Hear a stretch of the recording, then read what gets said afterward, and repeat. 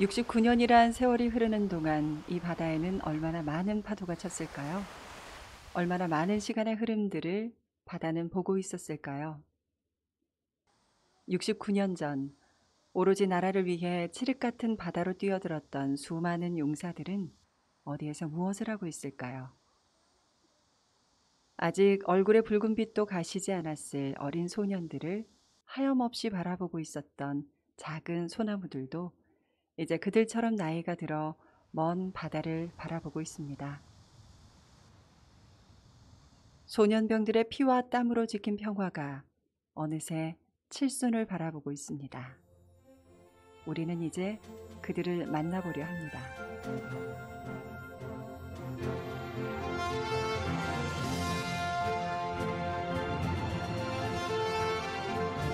사변 후로 벌써 70년. 아, 잊어버리죠. 참, 하나, 얘기는 다 못해. 지금도 거의 잊히지 않아요. 생각만 해도 눈물 나고.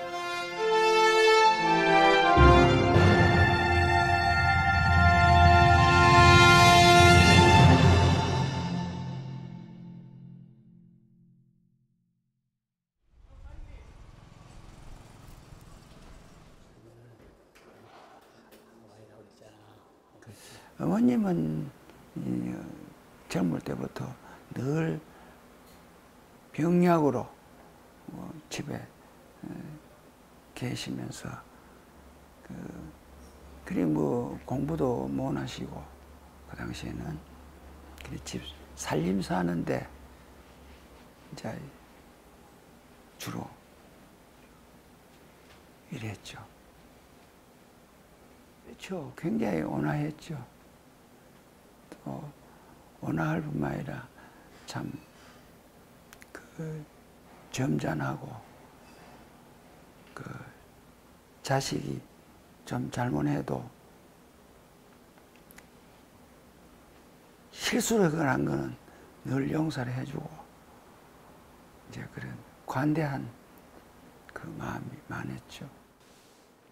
할머니가 몬따니니까 소변이고 대변이고 그게 녹는 거를 며느리 되는 우리 어머니가 비우고 씻고 닦고 이렇게 늘 하는데, 만약에 어머니가 조금이라도 자리에 없다든지 또 어머니가 좀 몸이 불편하니 이럴 때는 내가 많이 거들어 봤는데, 참 그럴 정도로 우리 어머니가 마을에 동네에서도 참 효부락하는 소리 들을 정도로 어졌어요. 아주 참 착했어요. 내가 생각해도 참 우리 어머니 너무 나쁘게 말하면 천치덕할 정도로 착했어요. 전쟁이 나기 전 그들도 부모님의 품이 그리웠을 철부지 어린 소년들이었습니다.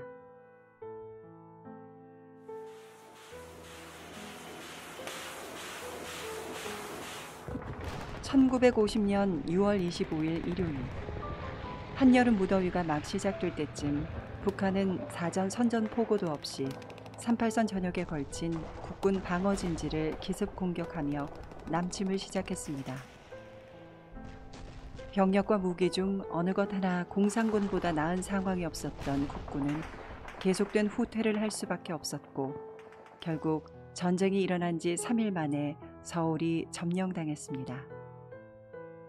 포화의 소용돌이 속에 사람들은 짐을 꾸려 가족과 함께 남쪽으로 흘러내려갔습니다. 그렇게 민족의 비극은 시작됐습니다. 36년간의 서슬퍼런 일제강점기를 끝내고 이제 막 가졌던 내 나라 우리 땅에서 그들은 가족과 친구들과 행복한 시절을 보냈습니다. 하지만 먼 곳의 이야기인 줄 알았던 전쟁의 먹구름이 그들에게도 드리워졌습니다. 제가 고령중학교 3년 1회 졸업입니다. 1회 졸업인데 당시에 중학교 3학년 여름 방학 때입니다. 여름 방학 때 당시 학도 호국대라는 게 조직돼 가지고 학교 수비한다고 학도 호국대 간부들 모아가지고 밤에 보초를 썼어요. 보초를 쓸 때 그날이 8월 2일 날인데 제가 그 8월 2일 날 보초를 고령중학교 주변에 빙 돌아가면서 이제 보초를 썼어요. 그때 10한 2, 3명 됐죠. 근데 그날 7시쯤 되면 그때 막 어떤데 하천시도에서 미군이 막 타고 한 70여 대가 대구 쪽으로 나가더라고. 어제 보조사가 보니까. 와, 그러는 이제 그 미군들이 저렇게 유엔군들이 많이 와 있는데 뭐 인민군쯤이야 설마 하고 있었는데 한 1시간 후에 보조를 쓰지 말고 전부 소집 명령이 내리길래 그걸 교무실로 들어가니까 고령에 피난 명령이 내렸으니까 모두 각자 집에 돌아가가지고 피난을 가면 갔으면 좋겠는데 가급적이면 대구 쪽으로 가라 이런 얘기를 하더라고 담임 선생이. 라디오 방송인가 뭐 그랬지 싶습니다. 그래 듣고 나니까 가슴이 뜨끔해 진짜. 이게 전쟁 나면 우리 젊은 사람이 감당을 해야 될 건데 이런 생각을 들었지요.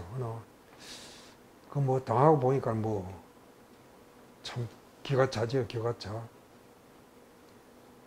그러니까 그 피난민들이 막 오고 하니까 이게 이상하다, 어째가지고 이리 되는 걸 가고 뭐 이런 방송을 한다든지 뭐 이런 걸 이리 들어보면은 이거 우리 국군이 전부 후퇴하는구나 하는 생각이 든단 말이야. 그래 겁도 나고 또 그때는 뭐 젊으니까 이게 이래 그냥 이래가 있을 일이 아니구나 하는 자꾸 생각이 들게 되고. 장사를 지켰던 이들 중에는 머나먼 피난의 길을 떠났던 이도 있습니다. 그래 남쪽으로 우리 할아버지 본 남쪽으로 내려가야 되겠다. 우리 할아버지 할머니들이 노인들 걸을 수도 없으니까 못 가겠다 이제 말이지. 그래서 누구 친구들하고 동창들 만나가지고 거기서 어떤 걷는 걸 장항을 해서 충청남도 장항을 해서 군산 전주 이걸 순전히 걸어서 저게 남원 그래서 전남 순천까지 걸어갔습니다. 그걸 순천 걸어가가지고 거기서 다시 경상남도로 이제 또 걸어서 저기까지 가게 됐죠. 전라도 저 경상남도 창원까지 진주로 해서 창원까지 갔어요. 창원서 이제 어린 나이도 부산을로 가려고 친구들하고 했는데 부산을 벌써 통제했어요. 피난민이 많이 오기 때문에 그쪽으로 안 돼가지고 딱 차단을 시켜가지고 경남 밀양을로 가게 됐어요. 전쟁은 더욱 좋지 않은 상황으로 진행됐습니다. 서울 함락 직후의 상황은 그야말로 절망적이었습니다. 서울 점령 전투에서 국군의 1사단, 2사단, 5사단, 7사단, 수도사단이 와해됐고 국군의 다른 부대들은 퇴각 과정에서 상당수의 장비를 잃어버렸습니다.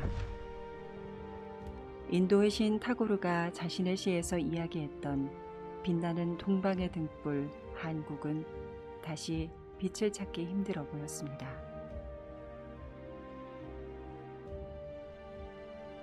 이런 상황에서 소년들은 자신의 안위와 가족들을 생각할 겨를이 없었습니다.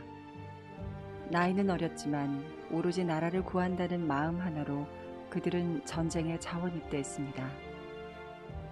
나이가 어리다는 이유로 총기를 만지기에는 너무 작다는 이유로 퇴짜를 맞았지만 그들의 의지에는 걸림돌이 되지 않았습니다. 파출소였지. 그것은 나와가지고 방위병이 와서 방위를 일을 좀 보라고. 나이 어리니까. 그래 내가 그 자리에서 방위 안 보고 차라리 일선에 가겠다. 동네 살고 지하고 한 클래스네. 친구가 찾아와요. 왜 피난하고 있는 줄 알고 찾아왔어. 아주. 그래 걔가 하는 얘기가 겨우 봐라. 네 나라가 이렇게 시끄럽고 이렇게 위태한데 우리 집에서 있어야 될 게 아니다. 우리도 나가서 싸우자. 이런 얘기를 나한테 제안하더라고. 그래, 학도병으로 가자. 학도병 모집한다고 학도병 가자 하더라고. 친구들하고 강남 간다고. 그래, 막, 속이다 해. 그래, 가자. 그래, 이제 나갔어요. 나가서 대구 역전에서 보니까 지원 받더라고, 지원을. 사람이 많아요. 많은데. 우리 둘이 가니까 그 모병관이 너 안 받아줘요. 왜냐면 중학교 3학년 어리지, 여사하지. 그 쳐다보니 그 뭐, 당시에 애만 소총을 미만 큰 돌에서는 딱 대일 그런 정도. 그래, 안 받아줘가지고, 그래, 우리도 용감하게 싸울 수 있다 하고 막 이런 식의 이야기. 그래가지고, 참 말하자면 억지로 들어갔죠. 가족 생각이 나지 않았을까요? 고향 땅이 따뜻했던 어머니 품이 그립지 않았을까요? 반대고 뭐 모르지. 집에서는 몰랐죠. 내가 군대 가는 것도 몰랐으니까 사무. 난 내대로 군 생활을 하니까 집에 뭐 이런 거 생각 그거 하면 군대 생활 못 하지요. 사실은 전혀 생각 안 하고 당면한 그 오늘이면 오늘 전투가 어떤 자리에 간다. 오늘 이 일은 뭘 하겠다 하는 거 이걸 생각해 가면서 움직여 나가야 되니까 그런 여유로운 마음을 가질 시간이 없었어요. 사실은. 붙들려가는지 알고 아가 없으니까 붙들려가는지 알고 뭐 찾아보면 못 들어간 지 있어야죠. 그래 이제 갔다 와서 군대 가다 하니까 아버지가 막 난리가 났어요. 이놈의 자식 공부가 하시니까 공부가 하시니까 오만 소리 다 하고 하냐네. 네 군대 가든지 아나 군대 가면 죽어. 군대를 알고 가야지. 군대 네 나이에 군대 가는 군인이 없다. 그래 이제 가다가 막 싸우다가 결국 낮에 내가 이런 얘기를 했거든. 명단 작성 다 해가지고 다 해주는데 만일 안 가면 난 탈영병으로 취급한다 하더라. 그러니까 괜히 꼭 가서 싸울 용기가 있느냐, 용기 있다. 이래가지고 그래 놓고 그래 갔어.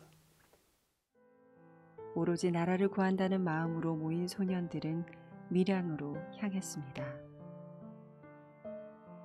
밀양에 도착한 학도병들은 제대로 된 군수품 하나 지원받지 못하고 바로 훈련에 임했습니다. 차별 아닌 차별도 많이 받았습니다. 가끔은 서러웠습니다. 나라와 가족을 지키고자 하는 마음은 굳건했지만 열악한 상황에 많이 힘들었습니다. 후회도 했습니다. 우리는 그때 어렸으니까 뭐 요즘처럼 무슨 예산이 돼가지고 그게 뭐 외한 게 아니고 뭐 그거는 그때 아마 그 양식도 조달이 되고 그 뭐 우리 잠자리도 무슨 끄적대기 같은 거 가마이 같은 거 피놓고 그 위에서 자고 뭐 아주 그 시설이 열악했죠. 예. 아무리 그 국가를 위해서 뭐 헌신한다 그러더라도 죽으러 가는 건 한 가지인데 그거 아무도 몰랐어요. 그거 가는 저 후방에 그래 가는 줄은 몰랐단 말이에요.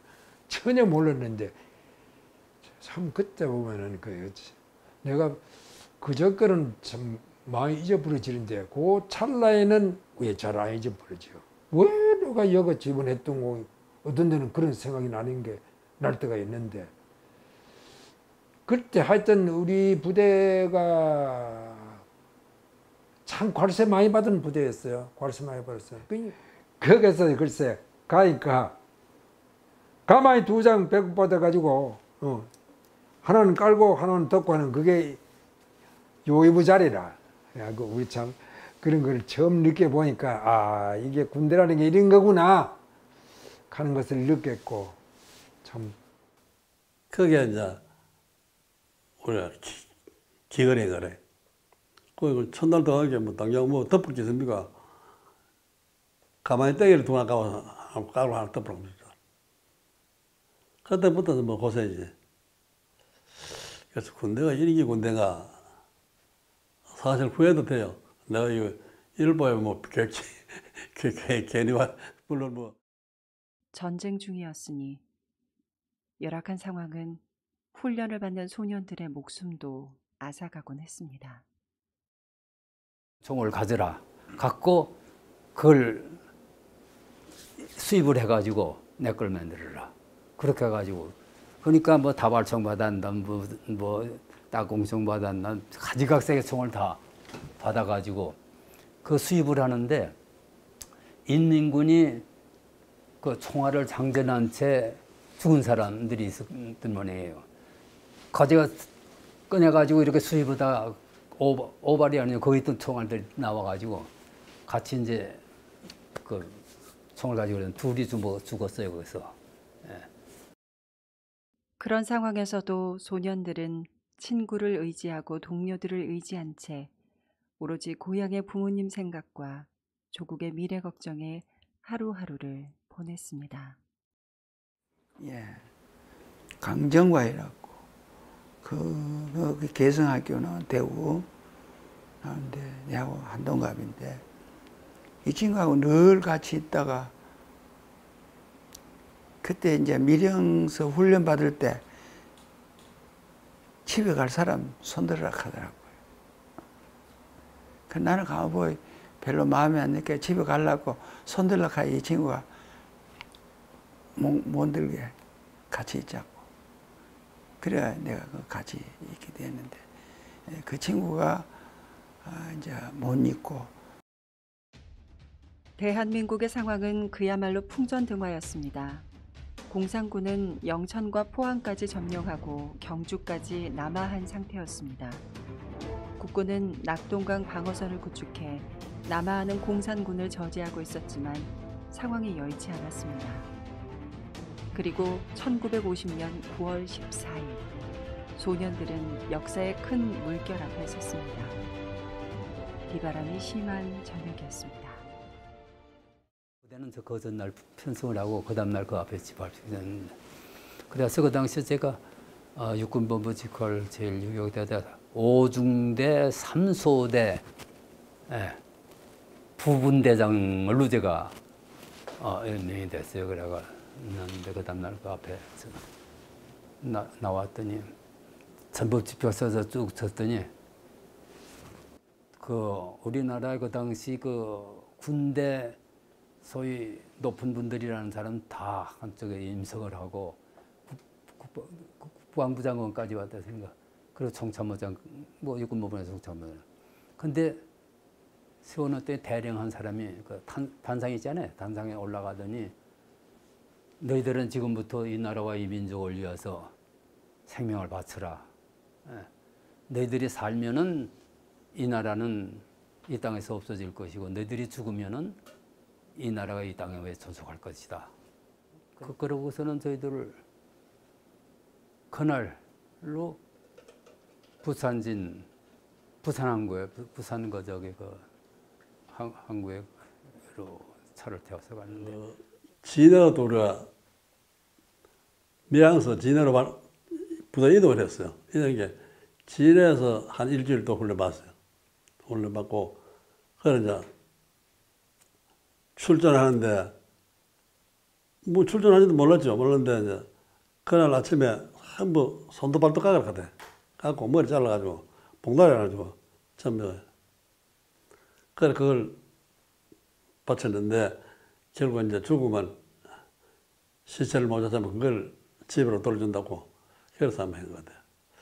그래서 뭐 어린 생각이지만 와 이거 위험한 데로 가는구나 하는 건 뭐 짐작을 했죠. 그런데 좀 있으면 이제 아침에 아침을 먹고 좀 있으면 이제 차가 왔는데 차를 싣고 다니면 부산 3부도로 가더라고. 부산 4부도.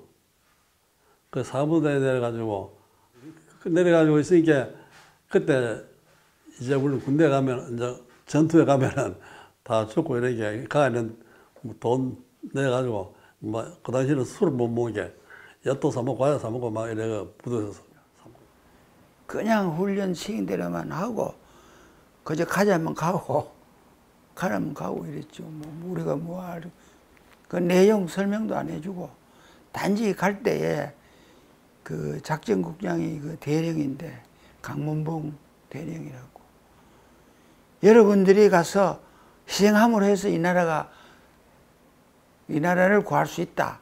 딱 한마디 이야기하고 그래 우리가 배 타고 온 거예요. 열어놓고 전부 승선하라고 해서 저녁 승선하는데 그럭저럭 저녁 때가 다 돼갈 때쯤이에요. 승선을 했는데 그러고서 밤에 돼서 출항을 하는데 어디로 가는지 뭐 흘러가는 건지 예? 아무것도 모르는 채 배가 떠났어요. 그때는. 그러니까 전쟁을 나가는 건지, 그러니까 안에서들 얘기의 일부는 그때 이제 많이들이 훈련을 받기 위해서 제주도로 가는 사람들도 많았어요. 그때 제주도를 보내고 딴 데서 훈련을 또 일본으로 간다느니 서로 그냥 아는 대로만 그냥 그리 갈 거다 뭐라는 했는데. 어디로 가는지, 무엇을 향해 가는지, 해야 할 일이 무엇인지 그들은 알지 못했습니다. 태풍으로 인해 배는 출렁이었고 출렁이는 배만큼 그들의 불안감도 커졌습니다. 소년들은 스며드는 불안감을 숨긴 채 장사 상륙 작전을 맞이했습니다. 배를 처음 타보는 기분에 갑판에서 이제 구경도 하고, 그런데 이제 그 이튿날 새벽에 도착이 되는데 이 배가 그냥 멈추었다가 마다가 그래 아마 그게 이제 좌초가 되는가 봐요. 그래 그게 이제 장사리까지 와가지고 그것은 이제 해변가 얼마 남지 않은 곳에서 좌초가 되는 것 같아요. 나중에 알아봤더니. 그래서 거기 이제 저 배는 이제 정적이 됐고, 그래 이제 지휘관이 상륙 명령이 떨어졌단 말이죠. 그리고 그때 마침 태풍이 불어서 일개 중대부터 순서로 내려가는데 일개 중대에서는 거의 희생을 다 당해서 물에 다 빠져 죽고 산 사람이 몇이 없을 겁니다. 그래서 이중대 선임하사가 그 광경을 보고 대대장한테 항명을 했어. 우리 못 나간다. 그럼 다 죽는데 어떤 장치가 돼야 되지. 원래 이제 이 상륙할 때는 무슨 상륙에 필요한 장비가 있어야 되는데 전혀 장비가 없고 육탄으로 그냥 뛰내리라 하는 줄 알고 죽으라 하는 한 가지죠. 그래서 반대로 해가지고 했더니 대대장이 군 명령 복종은 총살이다 하면서 총결했는데, 그래도 이제 이 친구가 좋다고, 내가 총 맞아 죽겠다고 그랬더니 그 총을 안 쏘고, 그래 이제 대대장이 새로운 안을 만들어내는데 로프 줄을 이제 육지에다가 연결을 시켜가지고 그래 이제 상륙하는 걸로 했어요. 그다음 배 대고 난 뭐고 배 딱 문 열고 난 뒤부터 총알이 날라오기 시작한데 이거 장난 아니야 진짜. 뭐가 불이 번쩍번쩍 그때마다 좀 이 시계가 아주 한 4시경 됐나 뭐 얼마 안 됐어요. 시계가 아주 밝지도 않을 때거든. 불이 번쩍번쩍 그러면 뭐 빙빙 날라오는데, 뭐 위에 정토로 오는 거는 배 바로 옆에 우리 배 문 열어놨는데 거기에 떨어질 때도 있고, 뭐 그 배의 근바에 막 날아온다. 그렇게 막 날아오는 거기에 글쎄 뛰내리라 하니까 그 감이고 어떻게 또 확 뛰내리는 말이야. 주저주저 하니까 빨리 이리라 하면서 막 ความ질러서. 아이고 모르겠다 하고 뛰내렸어요. 그 내가 이제 그래도 그쪽 지역에 살다 보니까 어릴 때라도 파도가 치면 사람이 이 육지죠. 파도가 육지 쪽으로 나갈 때 그때 같이 나가야 되는 거지. 파도가 이래 아래로 들어갈 때, 바다 쪽으로 들어갈 때 거기 내리면은 배 밑에 가 뿌려요. 배 밑에 그만. 파도가 그래도 심했단 말이에요. 그래서 나는 그 정도는 아니까 그래 주저해도 종미고 배낭미고 단띠하고 딱 참 그대로 딱 완전해가지고 뛰니리니까는 뭐 이마침 물이 이상은 못 부는데 뭐 그는 뭐 전대 짊어진 거 그거 미숫가루 다 물젖어 버렸지요. 이게 배낭 짊어지는 거 이거 완전히 물젖어 버렸지요. 그래도 그 육지에 내려가야 되니까네. 그래도 요한 이걸 총알을 고거서는 안 맞았어요. 안 맞고 육지에 발을 디디면서 막 포복해가지고 엎드려가지고 바로 뭐 금방에 전부 다 매복하기 시작했는데 이 뭐야 그 모래사장에 쭉 하니까는 그뭐 대박 노출이 되잖아. 이제 사람이 대박 노출 되잖아. 그리고 우리가 보니까 상대방이 어디 숨어 있는지 숨어 있는 장소가 안 보인다. 총의 알이 날라오는 이것만 버쩍버쩍 날라오니까 아 이게 어느 방향이구나. 이쪽 이 정도는 아니에요. 그러니까 총알이 날라오는 방향이 바다 아닌 북쪽, 남쪽, 서쪽 여기서 삼면에서 다 날아온단 말이에요. 그 폭격 끝나고 나니까 이제 상륙명령을 내렸는데 그 큰 배가 그 부두 아니고 해변가에 이게 갖다 댈 수도 없거든. 그래 처음에 막 상륙명령 내리는 게 그 배낭에다가 삽을 다 들었지요. 담요 있지. 그 실탄 하나 앞에 100발씩 다 가졌지. 수류탄 2번 가졌지. 젊었었지. 완전 무장해가지고 이래가 배낭 미고 뛰니까 올라옵니까 안 오르지. 그러니까 내중에 작전 그 어찌스냐 방법 3일간 전투로 이렇게 돼 있어서 그러니까 전기 없었어요. 우리가 오래 가 있었지만 그 당시 정부 계획은 3일 동안에 그거를 뭘 하는 걸로 돼 있어 가지고 먹을 거라고는 미숫가루 2봉. 미숫가루랑 알죠? 미숫가루 2봉에다가 내가 받은 게 건빵 1봉지 딱 그거밖에 받은 게 없어요. 그리고 그거 수류탄 2개. 그 총은 각자 가졌으니까 전부 달라는데 총알도 탄창에 쟁겨진 거 위에는 총알을 더 받은 게 없어요. 뱃사람이 나가가지고 밧줄을 나무 이쪽으로 연결해서 매놓고 그걸 붙잡고 이제 내려가는데 그게 한 줄 잼해가지고 그 많은 사람이 그걸 잡고 넘어가요. 그러니까 또 그거 잡고 가도 제대로 가지를 못하고 밧줄 한다고 근데 가면서 멀미하고 뭐하고 못 먹고 해가지고 사람들이 다 녹초된 사람들이 그 힘들어요. 그러니까 바다에 튀어내리면은 그러니까 안 되니까 뒤에서 밀라고 그래가지고 미는 거예요. 막 총을 뒤에서 쏘고 밀어가지고 내려가는데 그건 어떻게 뭐 밀려들 내려가는 거죠. 그런데 내 경우는 그 내 후배 2년 후배 아이들 꼭 그 당시 뭐 나도 적지만 어린아이죠. 뭐 16살인가 밖에 안 됐으니까 걔가 그걸 데리고서 같이 사는데 야가 형 그러니까 나보고 형 나 좀 살려줘. 그래 왜 그러냐니까 아니 나 이건 못 가지고 들어가 올라가겠다. 기관총 부사수가 돼가지고 저기 그 기관총 탄알 그걸 미고 산통을 2개를 미고서 나 이거 가지고 물로 못 뛰어내리겠다고 그래서 그 하나를 달라고 해서 내가 미고 그러고서 물로 뛰어내렸는데 몰라요. 그 당시 뭐 정신없이 하여튼 뛰어내렸어요. 뛰어내려가지고 어떻게 해가지고 정신을 차려보니까 발에 모래 사단이 걸려 그래 기가 보니까 그 얼마나 헤맸던지 저 총알 박스가 다 열려서 해가지고 물이 다 들어오고 해서 그 못 쓰잖아요. 물 받은 것을 방개치고 그렇게 해서 둘이 상륙을 했어요. 해서 어떻게든 둘이 상륙해가지고 앞에 바로 200고지인가가 돼 200몇 고지가 되는데 그걸 점령하라고 돼 있었기 때문에 태풍 케이지의 영향으로 배는 좌초됐고 어디서 날아오는지도 모를 총탄이 빗발쳤습니다. 사방에서 비명이 쏟아졌습니다. 그래도 소년들은 앞으로 나아갔습니다. 그 200고지를 목표로 해서 이제 거기서 아까 그리로 진격을 하죠. 그래 하는데 그 왜 희생이 많았느냐 하면은 그 200고지 산 기슭에 그게 이제 저기 기관포 그 기관총 그 많이 나가고 그건 좀 중화 무기지 중무기 되죠.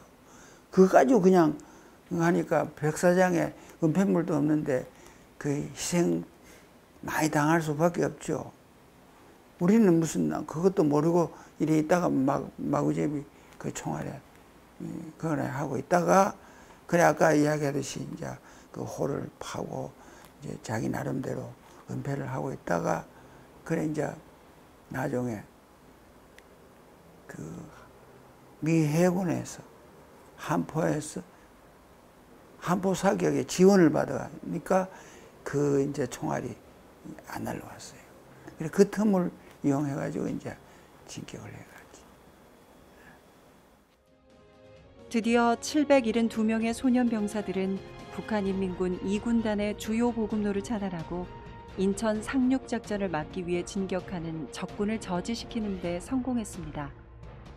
포항으로 내려가는 국도의 다리를 끊는데도 성공했습니다. 5,000분의 1이라는 전투의 성공 확률을 소년병들은 피로 목숨으로 증명했습니다. 부상도 많이 생겼고 내가 거기서 부상을 다 했는데 엎드려 가지고 병을 하다니까 이 덩어리가 뭐 화끈한 것 같아. 그 내 정신이 아 이거 총알이구나, 총알이 날라왔구나 이거를 느끼면서도 내가 그걸 아는 거니까 내가 막 완전히 죽지는 않았구나 이걸 느꼈어요. 그래가지고 그래 겪고 난 뒤에 몇 시간 후에 우리 그 200고치를 간대. 그거 이제 올라간대. 인민군청이 두 발을 맞은 거예요. 우리 막 가는데 두 발을 맞았는데 그러니까 관통을 하지 않고 두 발을 맞은 때 피가 쫙 나오면서 그래 거기서 그냥 옷을 메고서 나도 그때는 악에 바쳤는데 같이 같이 다니는 아이가 이제 그렇게 되는 건가 사람이 악이나 돼요. 정신 딱 그래 이렇게 논뚝에 있는 인군들이 4~5명이 있어요. 이렇게 눈을 보니까 그냥 무조건 그냥 그 당시에 벌써 총도 못 쓰게 됐을 때예요. 우리는 다 농나고 뭐가지고 수류탄 줬던 2개 이걸 꺼내가지고 그냥 무조건 거기다 던졌어요. 소년병들은 처절한 전투를 마치고 부산으로 복귀했습니다. 복귀하는 길도 고난의 연속이었습니다. 얼마나 가고 싶었을까요?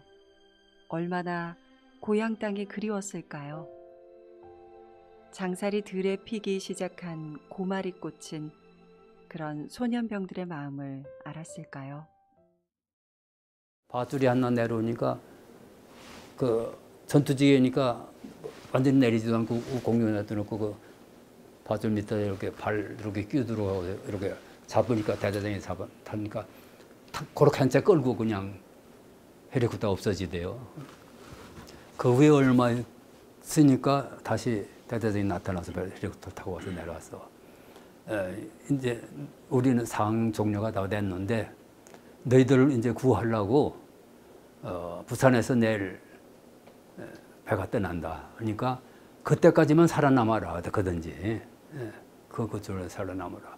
그러더니 뭐 어디로 갈 데가 있어가지고 상면에서 우측으로 다시 되돌아가다가 상륙 지점에 가가지고 전부들 각자들 이제 홀을 파고 이제 그래들 숨어 들어갔는데 인민군들이 무달이 점점 와서 이걸 포위망을 좁히는 거예요.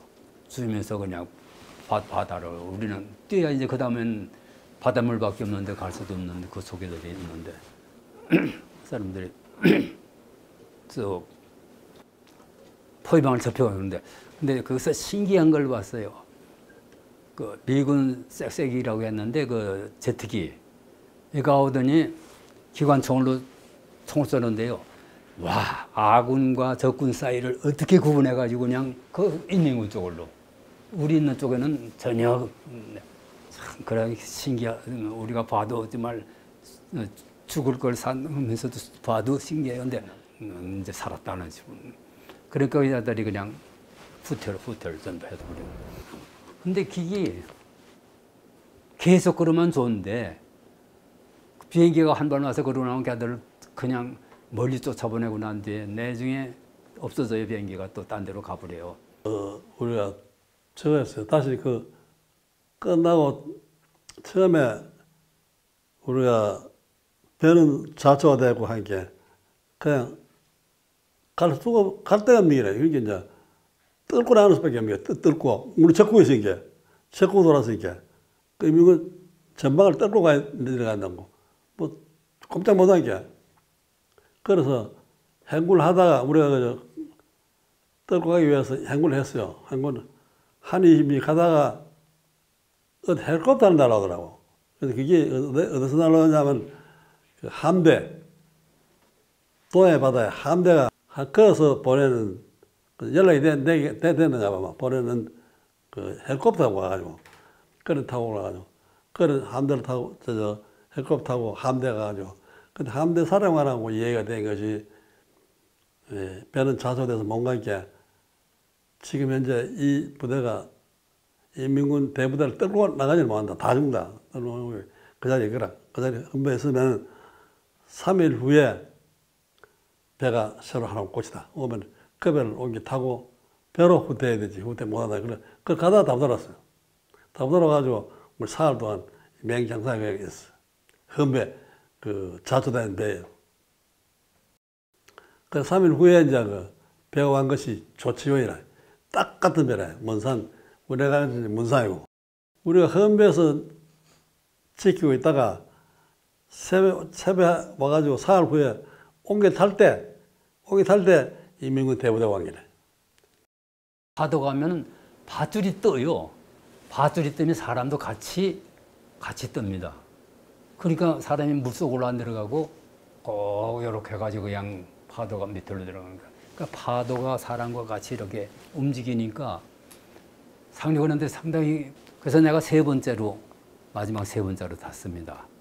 근데 그거이 무서워서 타질 못한 사람은 일개에서 한 40명이 바라다만 보고 안 탔어요. 못 탔어요. 그러니까 내가 올라갈 때 막 거기서 울고 그냥 막 소리치면서 그냥 그 손 들던 생각이 이 얘기를 하면은 좀 자기들은 잡힌다는 건 인문군한테 잡히는 건데 막 손을 들고 우리는 알 수 없는 배는 떠나고 그건 잊어버리질 않아. 생각만 하면 눈물 나오고 그러지만 그든 결국은 포로되고 우리는 부산항에 철수한 겁니다. 그래서 그 전투가 거기서 끝난 겁니다. 장사 상륙 작전은 그들에게 어떤 의미였는지 한 치 앞도 분간할 수 없는 어둠 속에서 젊은 소년들의 피와 목숨을 바쳤던 전투는 그들에게 무엇이었는지 궁금합니다. 그런데 내가 한 가지 이야기할 거는 우리가 정규군으로서 장비가 제대로 돼서 그래 우리를 작전을 보냈으면은 뭐 우리가 애초에 우리가 여기에 지원할 때는 자 국민의 의무잖아요. 자 병력의 의무. 그 유사시에는 청년들이 나가서 나라를 지켜야지 누가 지킬 사람 누가 있겠어요. 자 그런 우리가 그 참 국민된 도리로 다 했고 그런데 그런 우리를 이야기하지도 안 하고 사지를 그냥 내보냈다 이 말입니다. 그러니까 장비도 없지요. 훈련도 물론 잘 안 됐지만 아무런 그 대책도 없이 어제 역사상 그 육탄으로 상륙하는 상륙작전이 없습니다. 아마 여기밖에 없을 거예요. 그래도 이제 그 결과가 이제 우리가 좋았는데 그 원래 작전 명령을 내리는 사람은 안 좋았어요. 우리를 그냥 희생시키고 그래 아마 다른 목적이 있었는 것 같아요. 그 우리는 완전히 희생의 양이 돼서 거기에 이제 우리가 참여했다 하는 게 나중에는 아주 분한 마음도 생기고 배신감도 생기고 그랬어요. 그런데 그 이후에 여러 군인들은 뭐 그게 실패했니 성공했니 그거는 실패 작전도 아니고 성공 작전도 아니고 아예 이 사람들을 그냥 희생시킴으로 해서 다른 데 목적이 있었다 이런 이야기입니다. 예. 그게 이제 인천 상륙작전. 그렇죠. 인천 상륙을 이제 금방 이야기하다시피 오천문제 이래 그 승률도 없는 그 작전을 성공시키기 위해서 결국 우리를 희생시켰다. 이제 우리를 모르게 희생시킨 데는 참 기분이 안 좋지만 결과적으로는 참 우리가 다행하다. 왜? 이 나라를 구하는 데 결정적인 그 역할을 했다는 거. 그래가지고 그로 인해서 인천 상륙이 성공이 돼서 이 나라가 일촉즉발의 위기에 있을 때에 인천 상륙이 성공함으로 해서 우리가 북전이 계기가 됐다. 그 이상해요 지금도. 우리는 그 아직 인천 상륙 작전에 큰 공을 세웠다고 생각합니다. 인천 상륙 작전 그 기념관에 우리 가봤습니다. 가봤는데 내가 가봤는데 그거보다 보니 그 장사 상륙 작전이 이렇게 있었다. 그 공이 있었다 하는 걸 그 써놨더라고요. 그런 보려고 사실 그런 거라도 없었으면 내 속으로는 기분이 좀 안 좋았을 텐데 나 그걸 보길래 아 그래도 참 전투에는 우리가 장사 상륙 작전에 참여한 게 그때 보람이 있구나. 이 상륙 작전에 성공한 상공 아니라 말하자면 그 전투에 반격을 가할 수 있는 전투에 우리가 공을 세우는 게 바로 이게구나 싶은 생각이 드는 게 우리는 정말 그 역사를 보고 기록을 보고 우리가 그래도 참 희생은 있었지만은 그래도 다행히 우리가 요즘처럼 이렇게 계속해서 이래 부대접 받을 입장은 아니다 하는 것을 그 자부심이 생기더라고요. 그걸 많이 느꼈어요. 전쟁이 끝이 났습니다. 그토록 그리웠던 가족들의 품으로 소년들은 돌아갔습니다. 그리고 소년은 학교로, 소년은 회사로, 소년은 산업화의 역군으로 저마다의 모습으로 다시 대한민국을 지켰습니다. 가정을 꾸리고 사회 구성원으로 그들이 지킨 땅 위에서 그렇게 살아갔습니다. 다 있었죠. 안겨주셨나요? 반기다마다 그 울음바다 되고 말한 거죠. 네. 나하고 우리 집 할머니는 여동생하고 동기동창입니다. 그런데 왜 하느냐면 교회 같은 교회에다 대고서 들어가서 서로 친구래.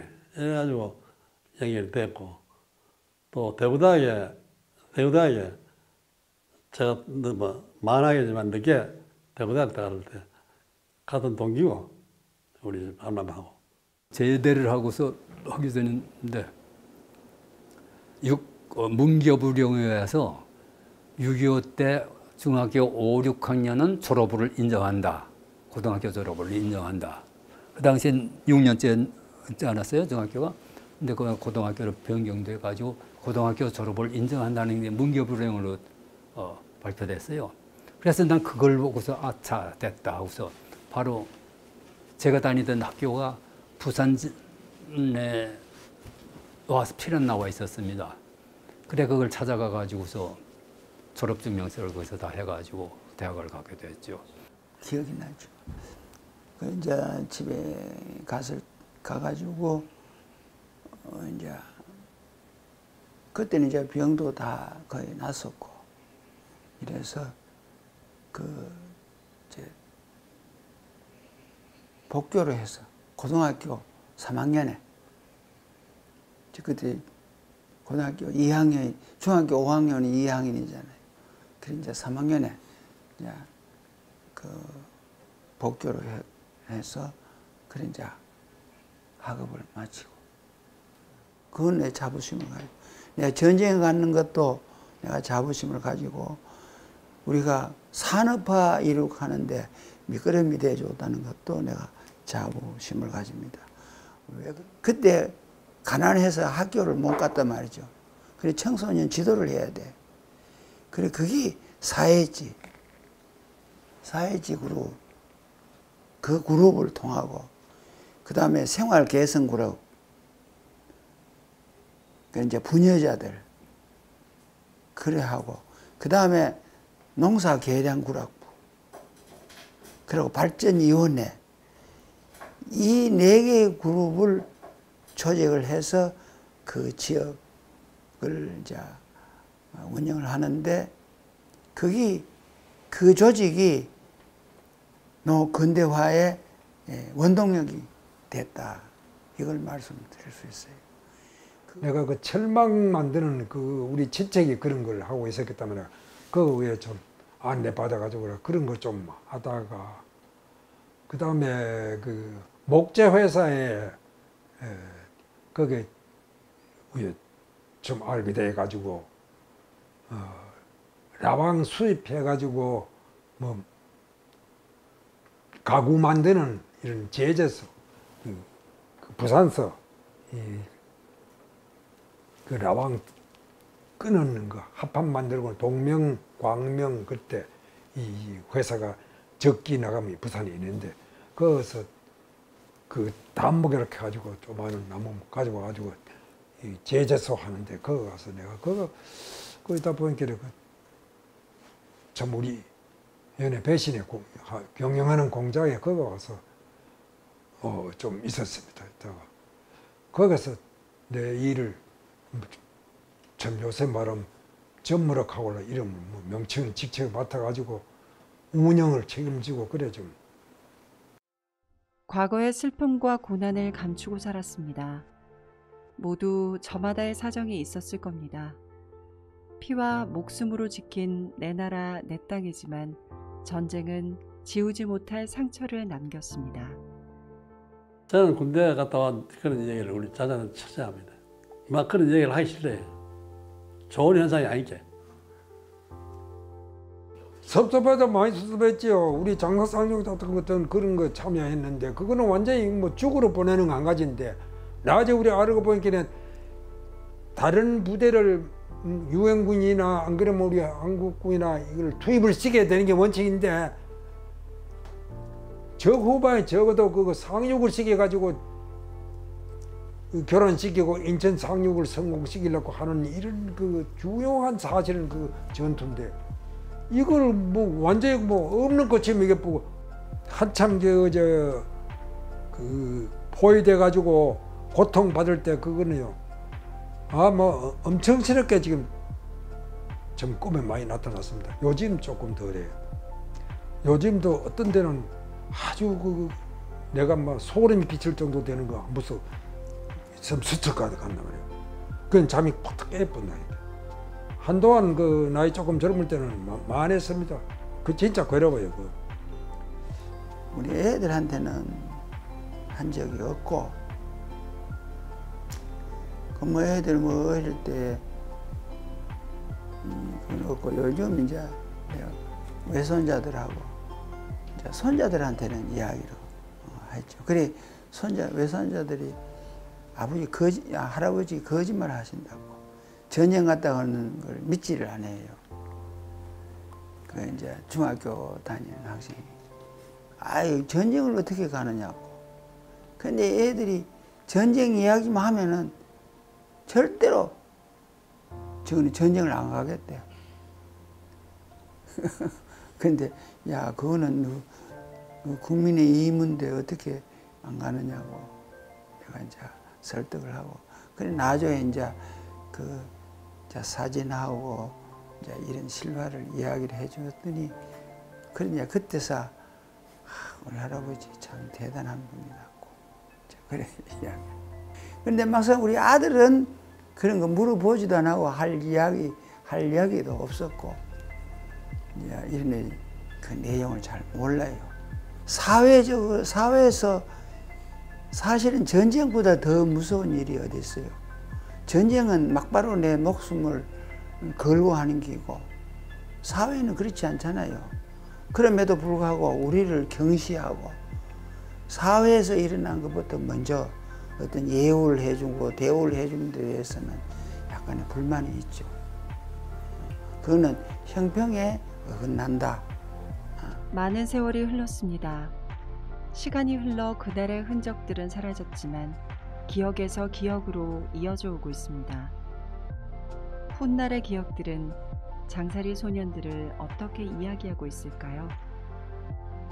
저는 거기에 대해서 참 뭐랄까 아버님이 거기서 겨우 살아나오셔가지고 물론 장사상륙작전 이후에 복무를 저 해가지고 저를 낳아주기까지 그 정말 그 뭐랄까 제가 이 세상에 나온 것조차도 정말 굉장히 정말 어려운 가운데서 이렇게 한 인생이 여기에 와 있다라고 느껴집니다. 그것이 어린 시절에 아버지께서는 뭐 이제 광부로 이렇게 일을 하셨는데 사실 그 기억이라는 게 뭐 저는 너무 어렸을 때 돌아가셔가지고 그런데 이제 저희 어머니 말을 좀 빌리자면 이 3년 넘게 이 6.25 참전에서 그 트라우마가 남아있지 않았나. 꿈속에서도 계속 악몽을 좀 꾸시고 그러면서 술로 사실은 그것을 잊으려고 많이 노력해서 좀 술을 과하게 드셨던 거로 저는 기억납니다. 그래서 어떤 전쟁의 트라우마를 잊지 못하고 결국 뭐 죽어간 동료들의 어떤 영혼이 왔는지 몰라도 술로 그것을 잊고자 노력하고 해서 젊은 나이에 제가 초등학교 1학년에 40이 안 돼서 돌아가셨어요. 그 아버님이 이제 그 노트를 몇 권을 남기셨어요. 그래서 뭐 초등학교 때야 그 관심이 없었지만은 이제 중학교가 돼서 형님이 야 이거 아버님이 남긴 노트다 해서 빛바랜 그 노트를 쭉 이제 읽어나갔는데 그 장사상륙작전의 시작서부터 중간 뭐 다는 기록을 못했지만 중간에 것까지 제가 기억 남는 것은 아무튼 대구에서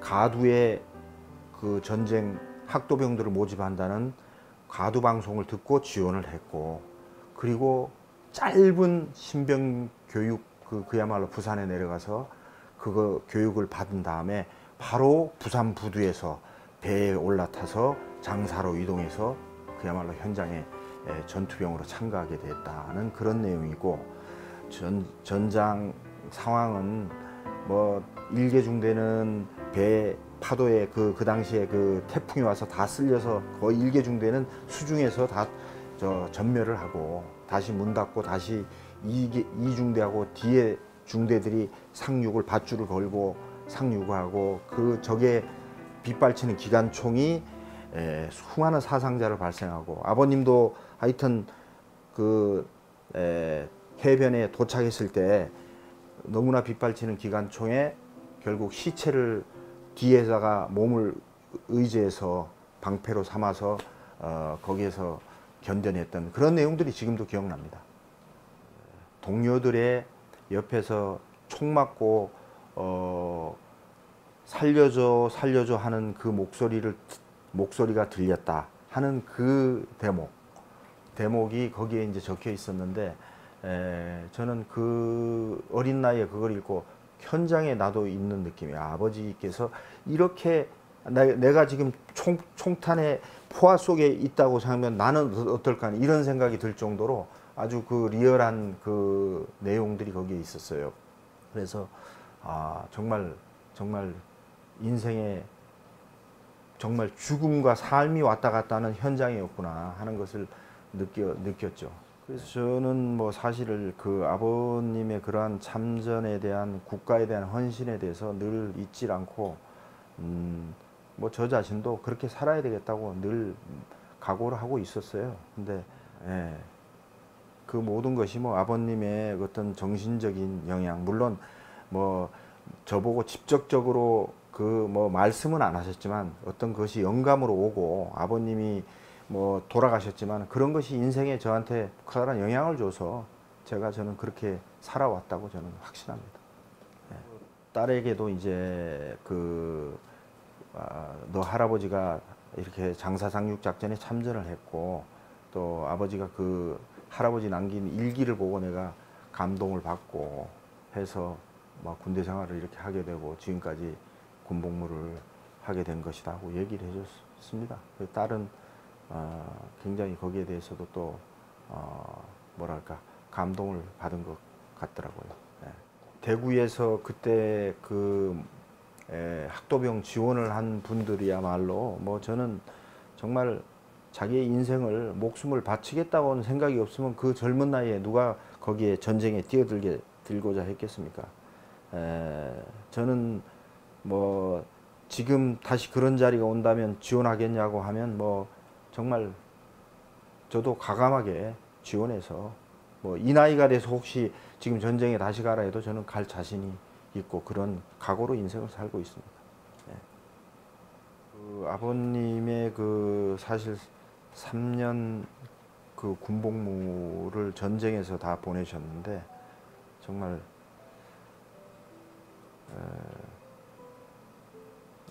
저는 거의 6년을 했지만 10배 이상 군대 생활을 했지만 아버지의 그 3년여의 군 생활이 저는 더 자랑스럽습니다. 아버지 고생하셨습니다 하고 그렇게 말씀을 드릴 것 같아요. 네. 참 그 어린 나이에 그렇게 자기 몸을 던져서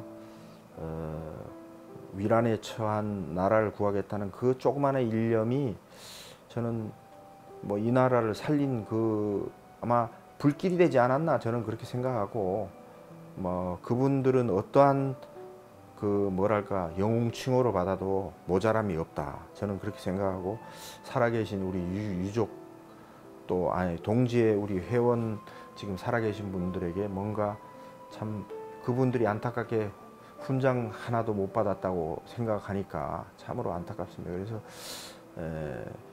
국가가 좀 거기에 대한 보상을 좀 잘 해줬으면 이제 얼마나 남지 않았기 때문에 그런 바람을 갖고 있고 아무튼 동지의 우리 저 어르신들 건강하게 남은 여생이라도 정말 행복하게 이렇게 살았으면 하는 그런 바람입니다. 네. 어느새 소년들은 노인이 됐습니다. 홍조 가득했던 볼에는 이제 주름이 깊게 패였습니다. 거칠 것 없이 내달렸던 몸들이 이제는 많이 무뎌졌습니다. 그날 생사고락을 함께하고 살아남았던 소년들 중 이미 세상을 떠난 이가 적지 않습니다. 신장도 안 좋고 또 이 전립선도 안 좋고 그래 그 관계 이제 검사 좀 하고 그래 왔는데 그 조금 4월 달에는 위암 초기에서 그걸 이제 시술을 했는데 지금 깨끗이 잘 났었다고 판정이 났었어요. 관절이 안 좋아가지고 뭐 이 손도 삐뚤어지고 뭐 이런 게 있고 이 옛날에 부상 당했던 이 대퇴부내가 고관절 부러져가지고 그걸 새로 이제 보건병원에 가서 고쳐가지고 그 고관절 인공 고관절을 이어놨어요. 그렇기 때문에 좀 보행에는 상당히 지장이 젊을 때는 그래도 별로 못 느끼고 그냥 잘 땡겼는데 요즘은 좀 불편을 많이 느끼죠. 하지만 세상이 변했습니다. 장사 상륙작전을 기억하는 이들의 노력이 결실을 맺기 시작했고 대한민국이 소년들을 기억하기 시작했습니다. 위령탑, 예, 충원탑이죠. 예. 그러고 이제 우리가 2008년도에 우리가 타고 갔던 배가 흔적이 없어져 버려서 그래 그걸 이제 복원시킨다고 그래 정부 예산을 좀 받아가지고 뭐 그래도 우리가 적은 일은 아니죠. 그 예산이 약 한 300억 이상 되는 예산을 가지고 그걸 지금 복원을 시키는데. 그러니까 그 자리를 활용해서 위령탑을 채우려고 우리가 쫓아다녔다 이거야. 장소를 허가를 받아야 되네. 그걸 조사를 해보니까 알아보니까 국방부 땅이라. 그래서 국방부 땅은 어차피 가차원 향토부대 54단에 수없이 되겠습니다. 많이 되겠습니다. 땡겨가지고 이야기를 들어보니까 사단장 정결 사항이 돼가지고 다행히 국방부까지 안 가도 정결 사항이 돼가지고 그 몇 분 댕기면서 참 그 사정예의하고 우령타를 우리가 세우겠다. 그렇죠. 그걸 보존위원회를 만들어서 참 오래도록 유지할 수 있도록 이제 우리 유족들이 그게 위원들이 돼가지고 이제 군하고 늘 접촉해가면서 동료도 하고 또 그 배는 짠물에 있기 때문에 그게 훼손되기 쉽죠. 그래서 그거를 방지하기 위해서라도 그것이 절대적으로 필요하지 않겠느냐. 그래서 이유 불문하고 우리 대통령께서 처음으로 우리 장사상륙을 언급을 했고 특히 이제 내 이름까지 거론하면서 그 학도병에 대해서 고맙다는 감사의 이사를 표시할 때 정말 나도 고마웠고 그 알아주는 것만으로도 내가 마음이 좀 풀리고 좀 좋았어요. 예. 그리고 소년들은 이제 대한민국을 살아가는 우리에게 메시지를 남깁니다.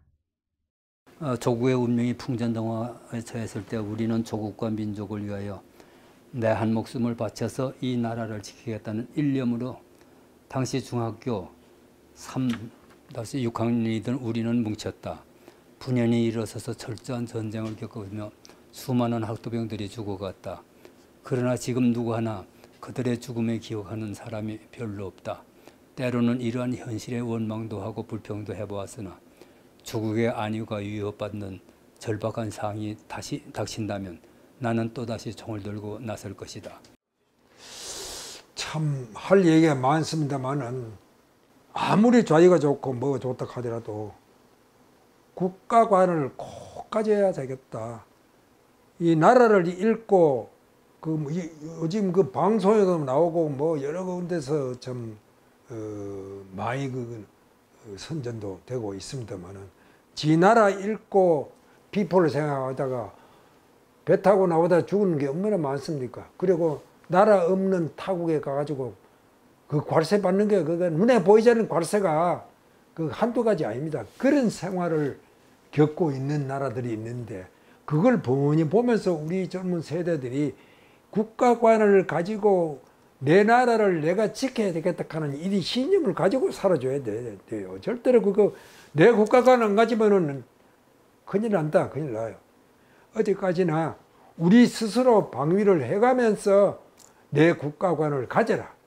그리고 우리가 공산주의 아닌 우리 지금 민주주의 아닙니까? 민주주의, 자유민주주의. 자유민주주의 국가에는 거기에 따르는 행동도 해야 되고 모든 정치가 그걸 기반을 해가지고. 그러니 젊은이들이 제발 국가관을 가지고 철저한 내 국가가 없으면 내가 얼마나 참 괴로운 생활을 해나갈지도 모른다 하는 것을 염두에 두고 이 생활을 일상생활에 임해주면 좋겠다. 그래야 되겠다 싶습니다. 꼭 좀 나는 그게 내 죽어도 그게 유언이라고 할 수도 있어요. 우리는 절대로 국가가 튼튼해야 된다. 국력이 있어야 된다. 그래야만이 우리가 미래라는 건 뭡니까? 여러분들처럼 젊은이들이 미래란 말이죠. 미래들이 참 세상을 만들어서 여러분들이 좋은 그 사상을 가지고 인류에 큰 그 참 축복을 줄 수 있는 그런 지도자가 되어주면은 얼마나 좋겠느냐. 그게 우리나라 젊은이들한테서 전 세계 그런 지도자가 나왔으면 좋겠다는 게 참 우리 바람이고 욕심이에요. 그리고 현재 그 이념에 좀 안 사로잡히지 않으시면 좋겠다. 그 이념보다는 실질적으로 국력을 배양하고 우리 국민들의 생활을 향상시키고 이렇게 돼야 되죠. 지금 과거 역사로 봐도 이념적으로는 현재 우리가 지향하고 있는 이념이 옳은 것 같더라고요. 우리가 모든 기본적인 인권을 유린하는 사회를 우리가 지향해서도 안 되지만 그것마저도 나는 그 이념에 사로잡히지 말자 이게야.